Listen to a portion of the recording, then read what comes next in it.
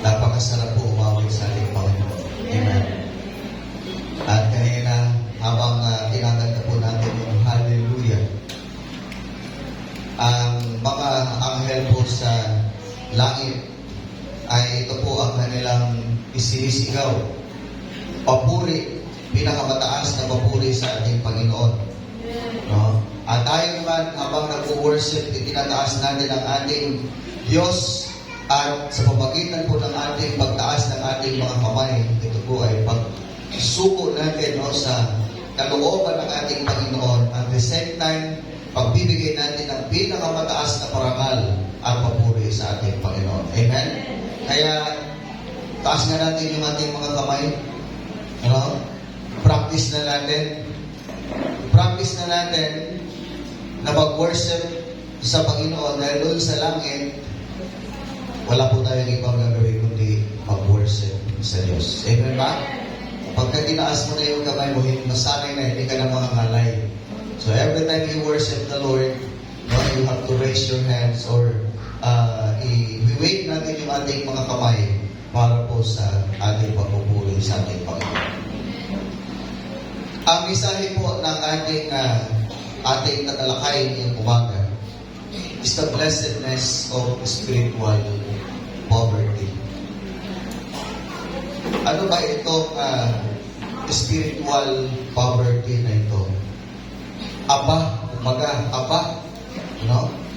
Sa paningin ng Diyos. Okay? Kasi iba po yung dukha sa paningin ng Diyos. Umaya malalaman po natin. Yung aba sa paningin ng Diyos at yung dukha sa paningin ng Diyos. This month is our missions emphasis month. So, ibig sabihin, asahan na po natin, every Sunday, we talk about the mission. Ano po yung pag-uusapan po natin? We will talk about the kingdom of heaven or the kingdom of God. Kaharian ng Diyos o kaharian ng langit. Ito po yung ating mga tatalakayin. Pero, natanong niyo na ba kung bakit mayroong mission? Hello? Natanong niyo na ba, natunong mo na ba sa iyong sarili, bakit mayroong mission? At ano ang purpose ng mission na ito?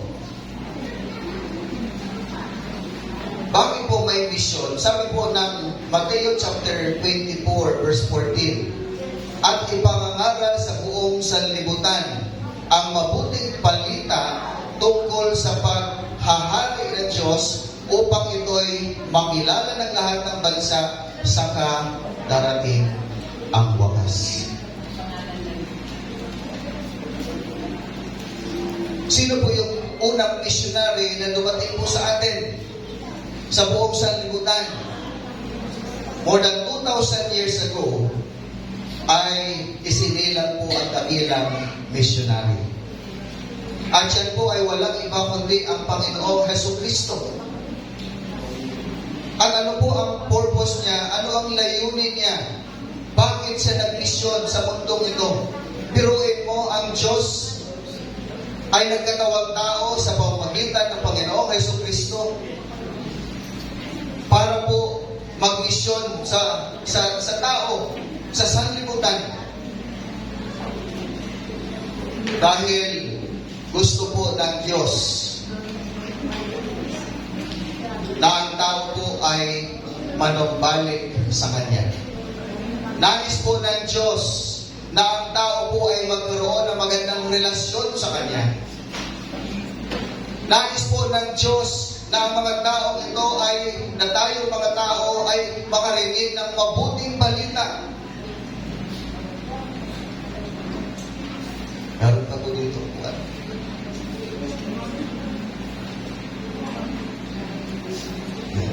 Ito daw ang pinakamagandang problema. Pag wala na maupuan, yung pananambahan.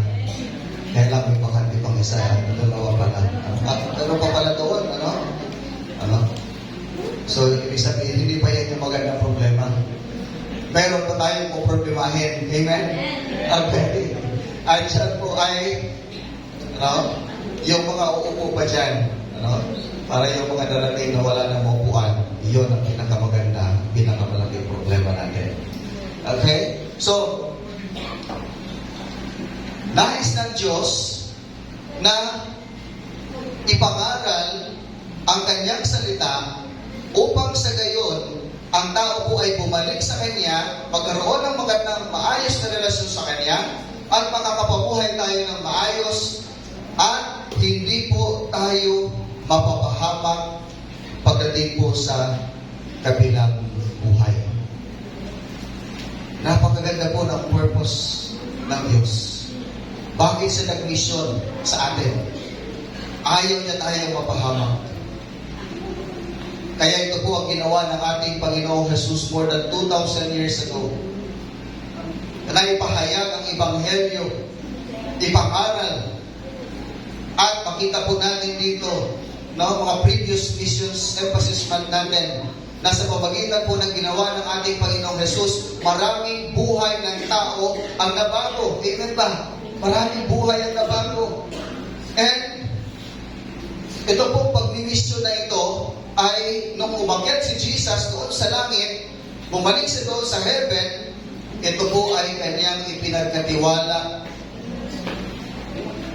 sa mga tagasunod niya. Sino po yung mga tagasunod niya? Yung mga taong naniwala sa kanya na bago ang kanilang buhay at meron na sila pinanghahawakan nila ang buhay na walang hanggan. Kaya hanggang ngayon, binibigyan po natin ng diin ito pong misyon na ito sapagkat ang gawain na ito na pagmimisyon ay hindi lamang po gawain ng Diyos, kundi gawain po ng bawat mananampalataya. Nang sa gayon, sa pamagitan po natin, marami din pong tao ang mababago ang kanilang buhay. At alam po ninyo, napakaganda na yung mga naririnig ko pong mga feedback dahil po sa ginagawa po ng iglesia nito. Napakaganda po ng kanilang mga feedback. Kagabi nga lang, no? Nakarinig po kami ng very inspiring message mula sa isang tao. Sabi niya, mula daw nung nagsimba siya rito, parang pumaano yung pagkaramdam niya yung buhay. May pagbabago sa buhay. Di po ba? Napakasarap po yan yung marinig. Kaya ibig sabihin, ang pagbimisyon ay hindi po matitigil lamang o mahihintong sa isang tao lamang. Amen ba? Amen. Bawat isa sa atin, lahat ng tao, binago ang kanyang buhay, binago ng Diyos, ikaw ay merong gampanin. At siya po ay ang magpalakas, magbahagi ng mabuting balita upang ang mga tao na hindi pa nakakilala sa Diyos, sila po ay lumapit sa ating Panginoon at magbalik loob sa ating Panginoon. And this is the emphasis of our sermon. The kingdom of heaven ay dapat po may bahayag. Dapat po maipangarap. Sa ating po binasang talata kanina, it talks about the beatitude. Ano po ba ang ibig sabihin ng beatitude? It comes from the Latin word beatus, which means blessed. Ang ibig sabihin po ng beatitude ay pinagpala or mapalad ayon po sa binasa natin kanina. Kaya nga kung babaybayin po natin yung pagbasa niyan, no, hanggang sa verse 11, ano pong sabi rito? Mapalad ang mga aba na walang inaasahan kundi ang Diyos. Mapalad ang mga mapagpakumbaba sapagkat tatamuhin nila ang pinangako ng Diyos. Mapalad ang mga mahabagin sapagkat kahabagan sila ng Diyos. Mapalad ang mga may malinis na puso. Mapalad ang mga gumagawa ng daan sa ikang pagsusundo sapagkat sa itinuturing ng Diyos ng mga anak niya.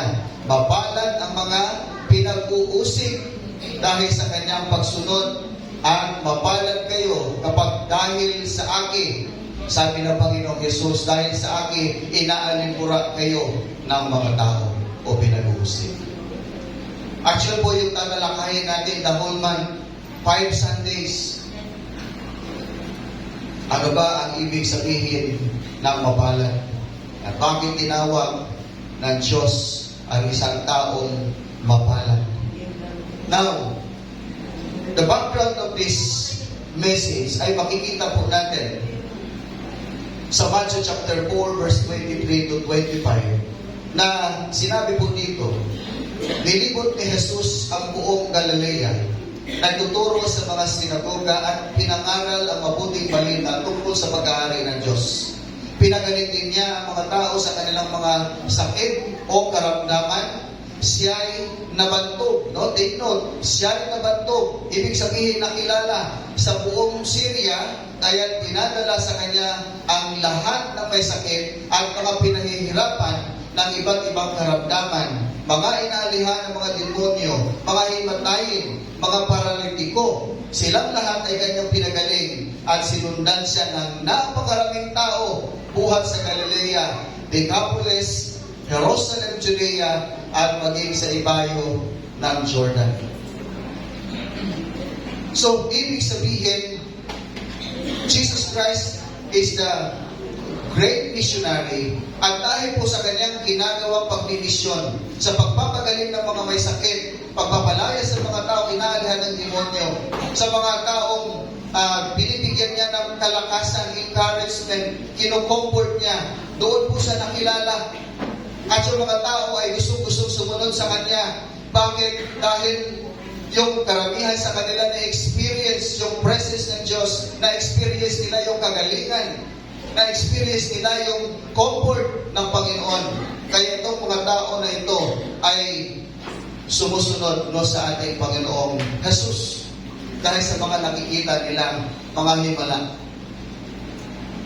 at nakilala ang Panginoong Jesus. Pero bago yan, sinabi na rin po ni John the Baptist, nung siya po ay nangangaral sa ilang, ang sabi niya, magsisi na kayo sa inyong mga kasalanan sapagkat ang paghahari ng Diyos ay malapit ng dumating. Ganun po kaseryoso yung mga mensahe na ito na nagsasabi na ang tao po ay dapat bumalik sa Diyos habang hindi pa po nahuhuli ang lahat. Pinapangaral ng mga missionary na ito na dapat po ang tao ay patuloy na magpasakop sa kalooban ng ating Panginoon. At kahit na si John the Baptist, sinabi na sa kanyang sarili, hindi siya worthy, no? Hindi siya karapat-dapat sa Panginoong Jesus. Kahit nagdala ng kanyang sandalya sa hindi sa karapat-dapat.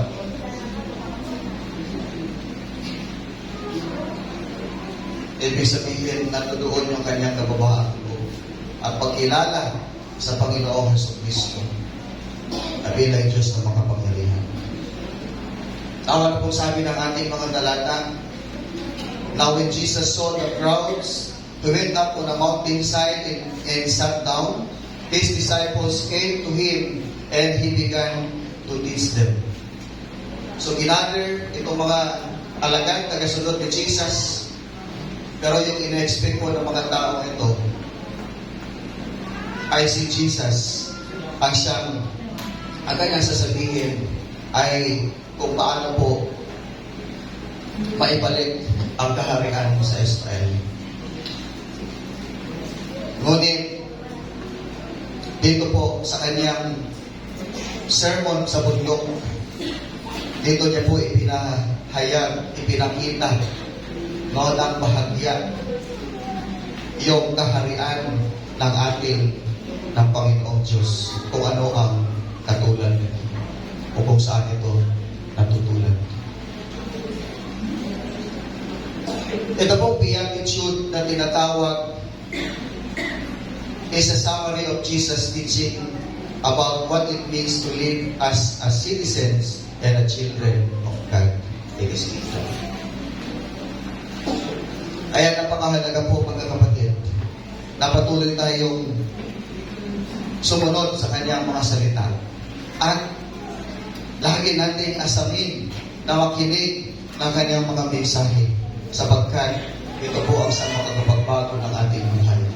Amen? Hindi po si pastor ang magbabago ng inyong buhay, hindi si misis mo na matagal na nag-pray sa iyo, o si mister mo, hindi ang iyong mga magulang magbabago ng iyong buhay, only God can change your life. Amen ba? Si Lord lamang ang magbabago ng ating buhay.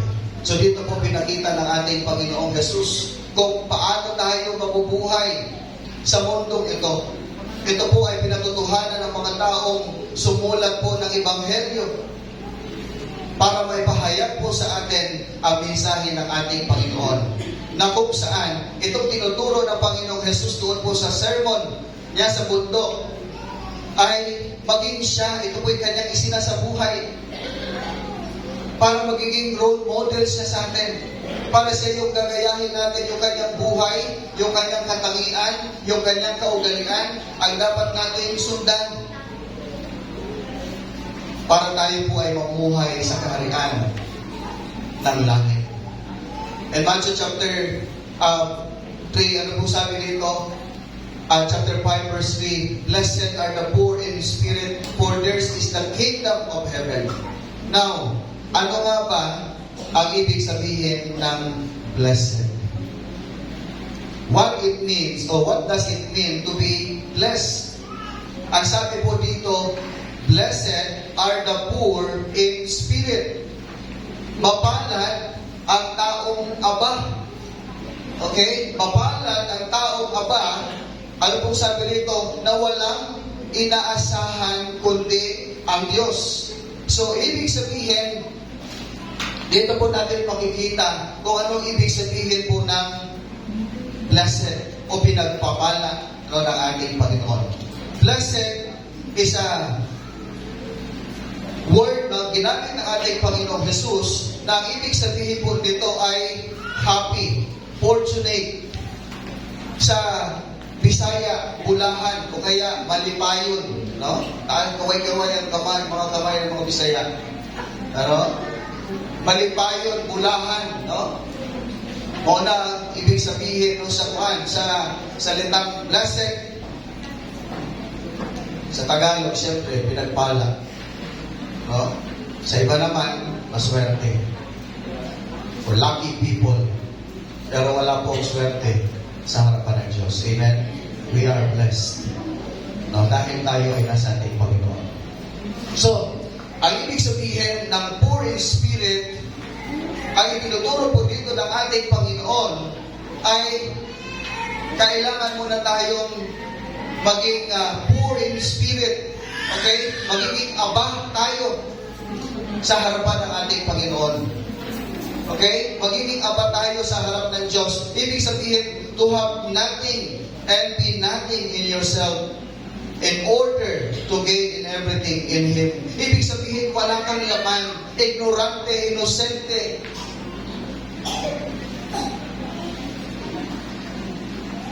Sa harapan ng Panginoon,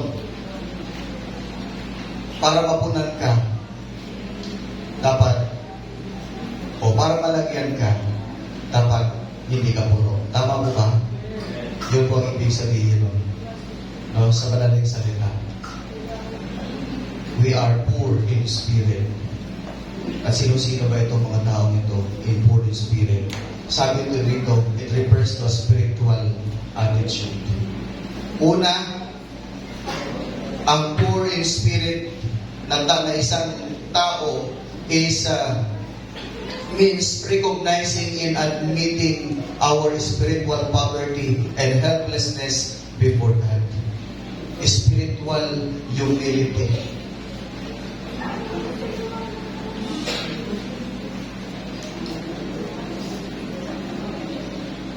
And this humility involves letting go of pride.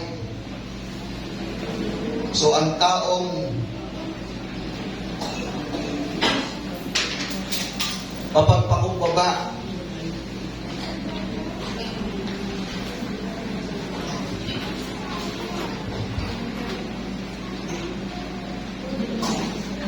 Hindi niya hinahayaan na maghari sa kanyang puso ang pride.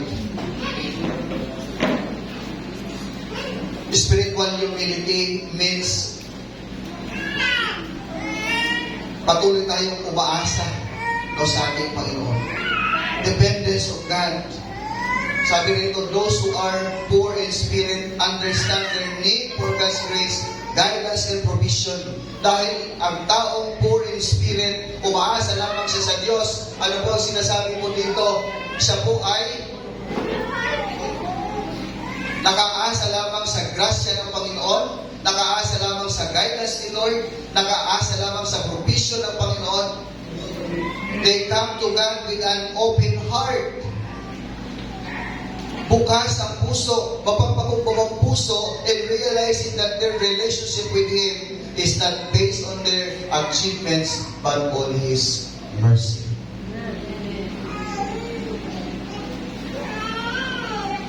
Ibig sabihin, wala tayong ipagyabang. Wala tayong ipagyabang sa harap ng ating Panginoon. Kahit yung mga achievements natin,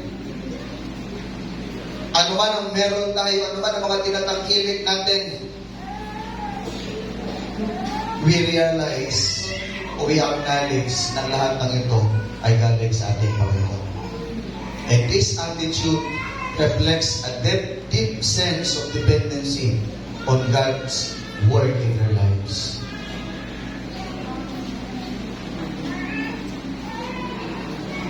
Ibig sabihin, umaasa lang tayo sa gagawin ng Diyos sa buhay natin. Nagpapasakot tayo sa kalooban ng ating Panginoon. Thirdly, emptying of self.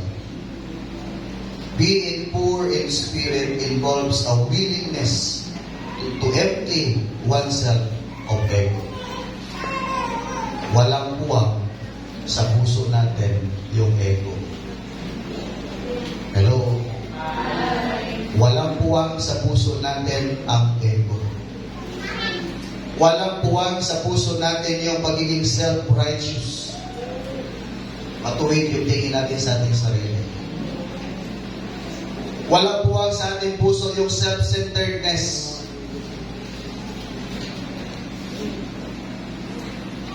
But a surrender to God's transformative power. Hindi po nangangahulugan to emptying of self is hindi na natin pinagpawalang halaga yung ating sarili. But, ang ibig sabihin po nito, we surrender to God and His transformative power.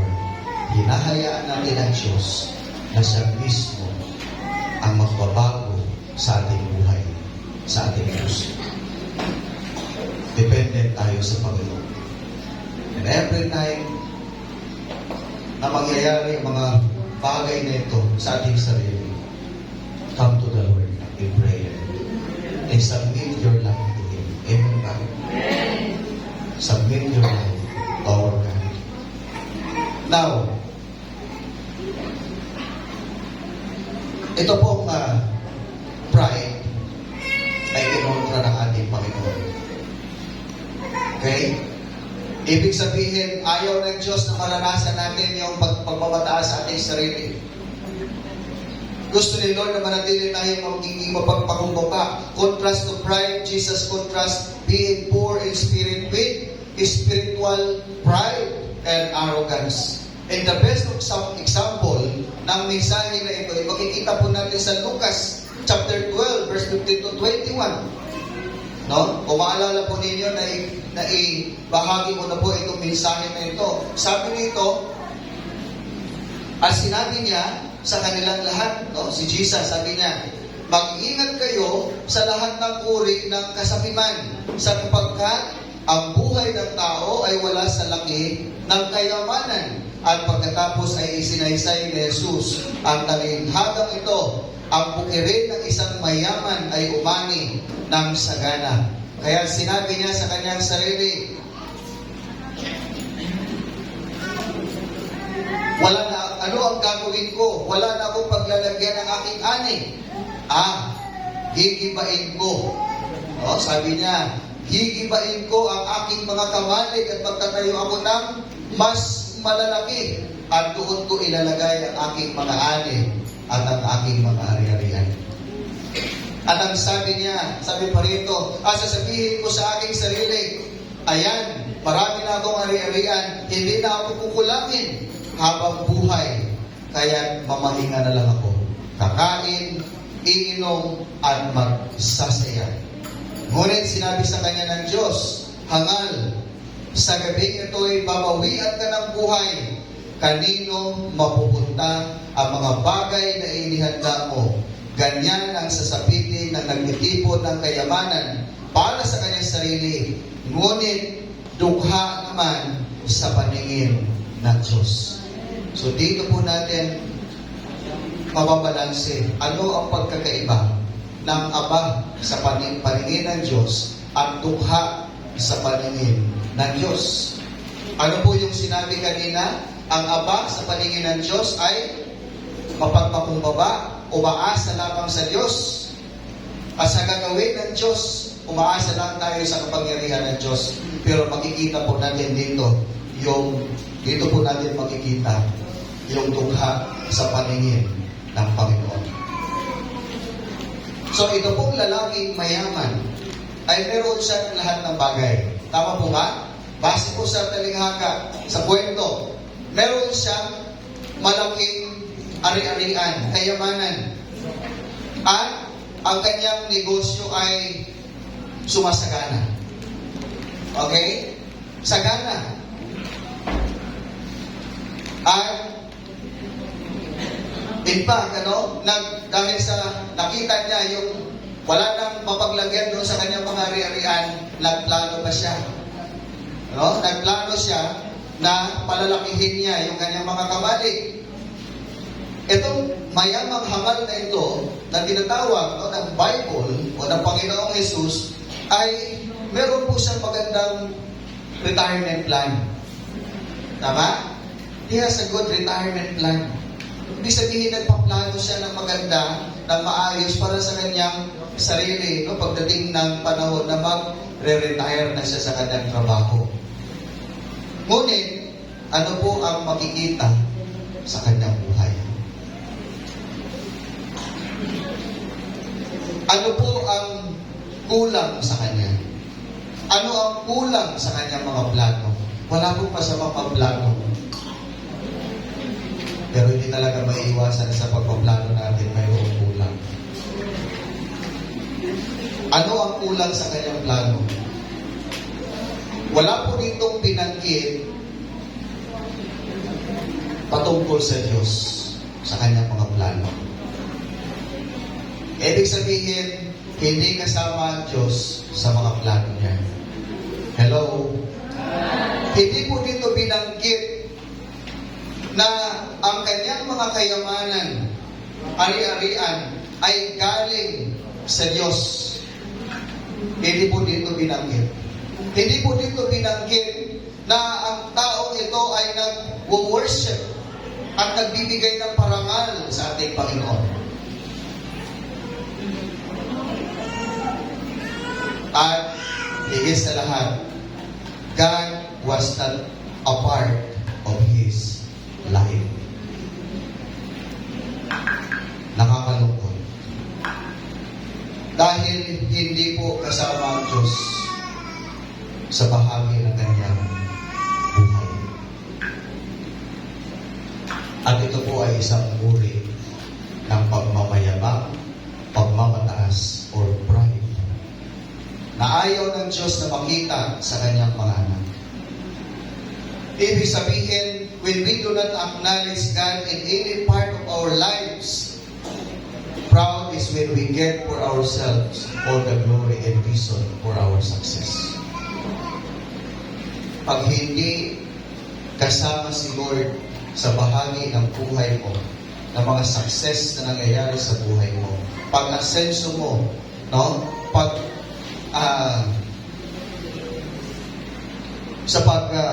tawag nito, abot ng iyong mga pangarap, aariin mo lahat ng success na dahil sa sarili mong pagsisikap. Sa pamagitan ng iyong sariling lakas at talino at galing, doon po pumapasok ang pride sa isang tao.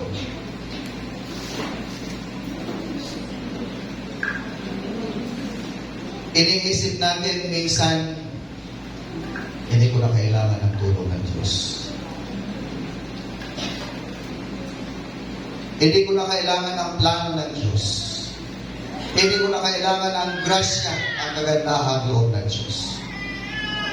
Dahil magagawa ko na ang lahat sa sarili ko. I can work on my own. Pero ano po sabi ng James chapter 4, verse 6 and 7. God opposes the proud but shows favor to the humble. Submit yourselves then to God.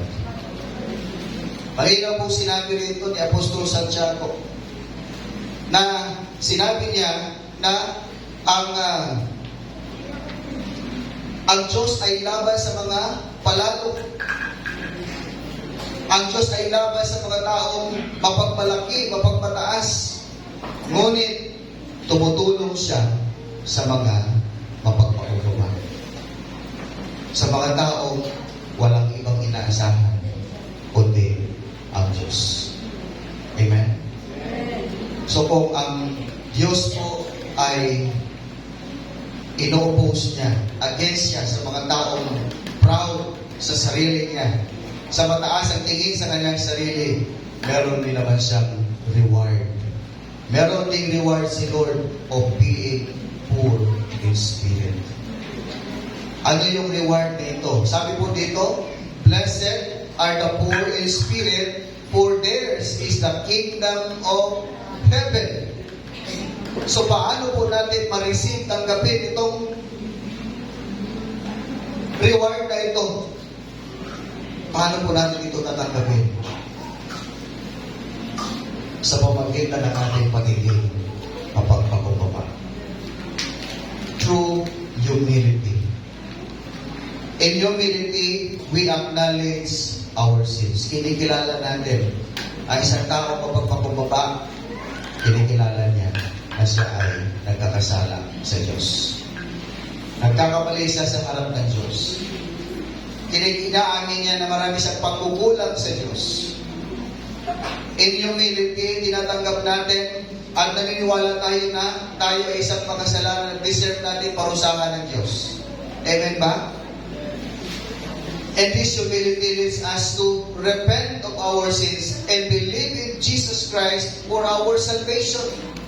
So meaning to say, if you have a humble heart, kung ikaw ay merong mapagpakumbabang puso, wala kang ibang inaasahan kundi ang Diyos. Kinikilala mo ang iyong sarili bilang makasalanan sa harap ng ating Panginoon at naniniwala ka na si Lord lamang ang kailangan mo sa buhay mo para ikaw ay mapatawad at para ikaw ay hindi mapahamak sa lahat ng iyong mga kasalanan kundi magkaroon ka ng buhay na walang hanggan.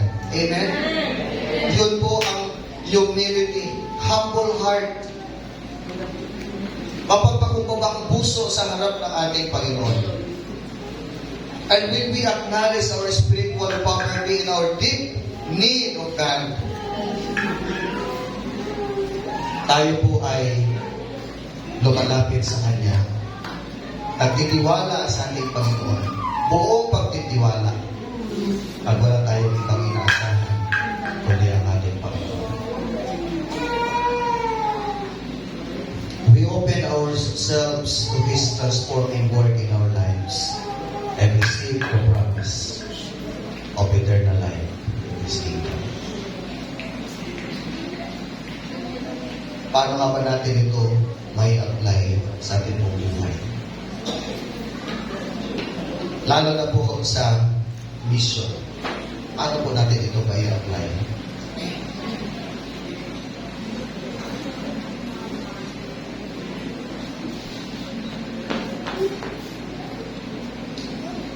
Mga kapatid, tayo po ba'y lumalapit sa ating Panginoon na puno-puno ng pagtitiwala sa sarili?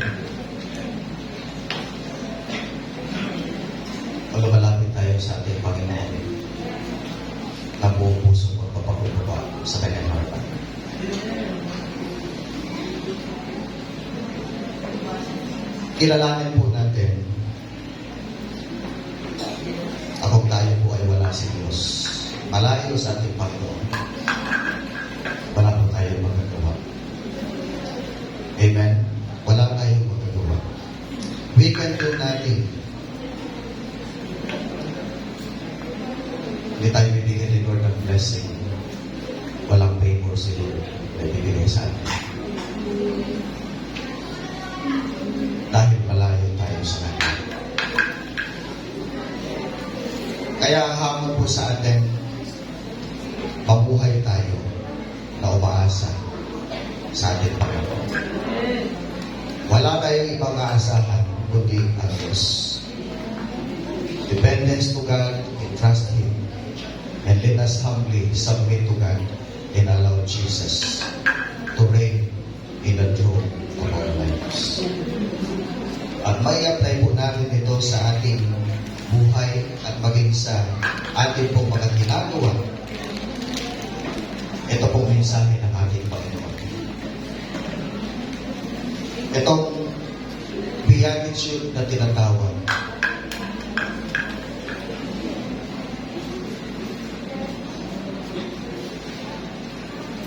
O pagpapala, o papalad. May isang paalala sa atin na hindi po natin magagawa ang iniutos ng Panginoon sa atin.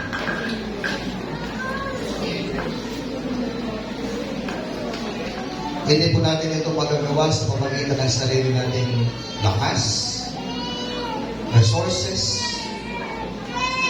o sa labis na pagtitiwala sa ating sariling kakayanan.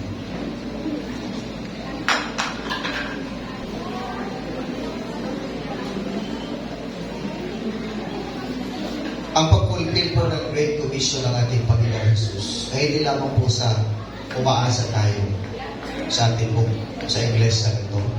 Kung gaano man kalaki yung denomination o grupo natin pinabibilang. Magagawa po natin ito sa pamagitan ng banal na Espiritu. Amen? Pagpapasakop sa banal na Espiritu ng ating Panginoon. Sa Acts chapter 1 verse 8, sabi rito, but you will receive power when the Holy Spirit comes on you, and you will be my witnesses, sabi ng Panginoon Jesus. Kayo ay magiging saksi ko sa lahat ng sulok ng daigdig. Being missionary is not necessarily na kailangan mong pupunta sa ibang bansa, sa ibang lugar. But you can be a missionary in your own family, sa sarili mong lugar. Amen ba? At mapupulpi lamang itong Great Commission ng Panginoon sa atin. Yung utos niya sa atin, kung atin pong ikilalanin ang ating mga sarili na abang tayo sa harap ng Diyos, sa paningin ng Diyos. Amen? Abang sa paningin ng ating Panginoon. Magpapakumbaba tayo sa Kanya at patuloy na alalahanin na ang Diyos ang makapangyarihan sa lahat na siyang nag-utos sa atin ay bibigay niya ang kanyang masaganang pagpapala, ang kanyang kapangyarihan kung tayo po ay patuloy na magpapasako sa Kanya. Maging bukas po tayo sa Kanyang paggabay, sa Kanyang karunungan, sa Kanyang lakas. Huwag tayo umasa sa sarili nating lakas, kundi umasa tayo sa kapangyarihan ng Espiritu. So, ikalawa, tayo po ay magbahagi ng mabuting balita na mayroong pagpapakumbaba sa ating puso. Mapagpakumbaba ang puso. Na paghayo sa mga tao hindi pa nakakilala kay Kristo. At kung ginawa po na, gagawin po natin yun. Huwag po natin akuin ang lahat ng success na nahilangan po sa ating pagsisikap at ginagawa. Amen ba? Let's acknowledge the Holy Spirit.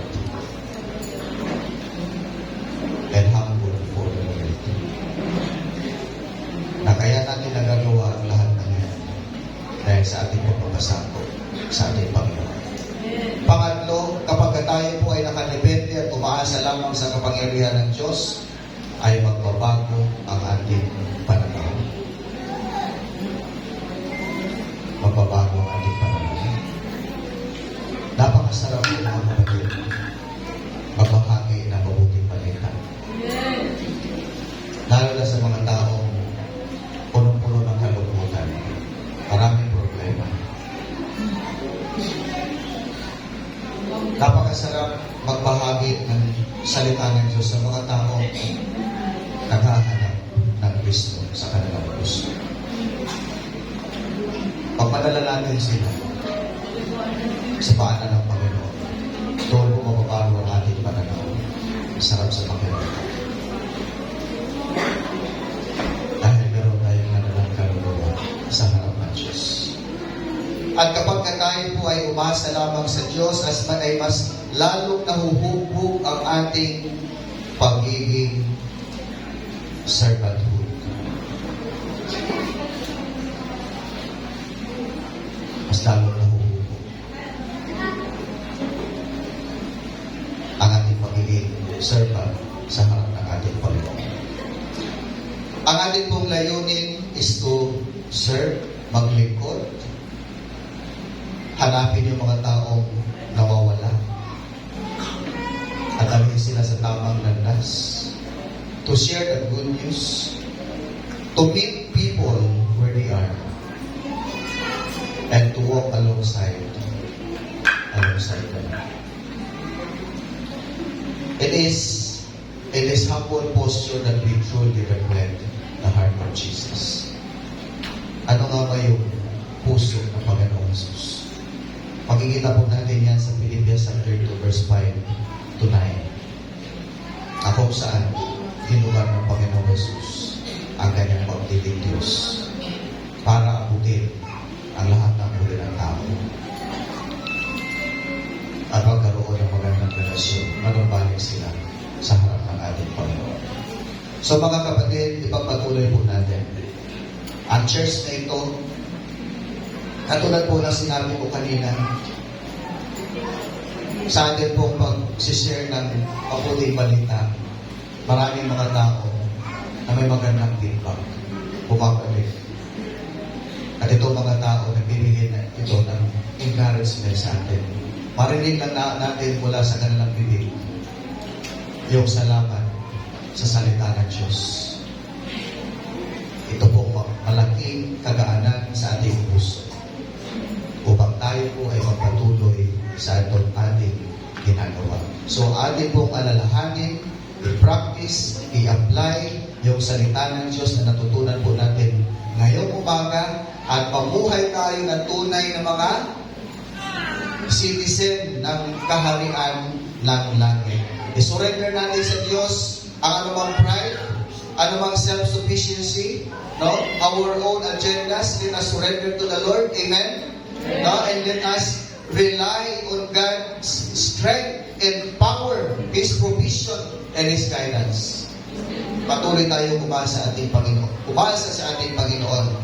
At nawa, ito pong ginagawa nating pagbibisyon. Pagbabahagi ng mabuting balita sa ating paligid, sa ating kapwa, ay manatili yung humility. Pagpapakumbaba, pagmamahal, o pagpapahalaga, at malalim na kaugnayan at pananampalataya sa ating Panginoon.